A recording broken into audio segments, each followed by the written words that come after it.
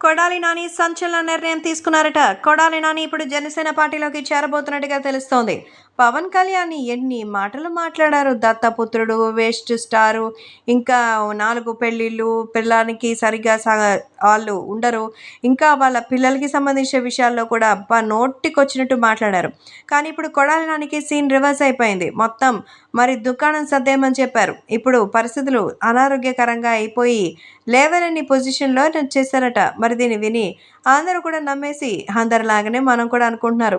కాకపోతే కొడాలి నాని గురించి బాగా తెలిసిందే. అందుకే ఇప్పుడు వైసీపీ ప్రభుత్వం నుంచి మరి రిటైర్డ్ అవ్వబోతున్నారట కొడాలి నాని. తెలుగుదేశం పార్టీ కానీ, జనసేన కానీ తమని ఊరికే వదిలిపెట్టదని, రాజకీయ సన్యాసం చేయాల్సిందేనని గుంటి కొట్టుకోవడానికి సిద్ధంగా ఉన్నట్టు తనకొచ్చిన నియోజకవర్గంలో పర్సంటేజ్‌ని తీసుకొచ్చి చూపిస్తున్నారు. కాబట్టి ఇప్పుడు సోషల్ మీడియాలో సైతం ఈ విషయం ఎంతో సెన్సేషనల్‌గా మారుతోంది. ఇక అభిమానులు సైతం మన కొడాలి నానికి సంబంధించి జగన్మోహన్ రెడ్డి బాగా గట్టిగా బుద్ధి చెప్పాడని, మరి తెలుగుదేశం పార్టీలో కాదు ఏకంగా జనసేనలోకి వస్తున్నారంటే అలాంటి అవినీతి పరుల్ని ఫుట్బాల్ అన్నట్టు ఆడాలి కానీ ఆయనకి అధికార పీఠంలో కాదు కనీసం పవర్ షేరింగ్‌లో కూడా భాగం ఇవ్వకూడదని మరి పవన్ కళ్యాణ్ అభిమానులైతే చెప్పుకుంటున్నారు. మరి నిజంగా జనసేన పార్టీలోకి కొడాలి నాని వెళ్తారా? అయితే పవన్ కళ్యాణ్ రానిస్తారా? తనకి పదవి లేకపోయినా పర్వాలేదు.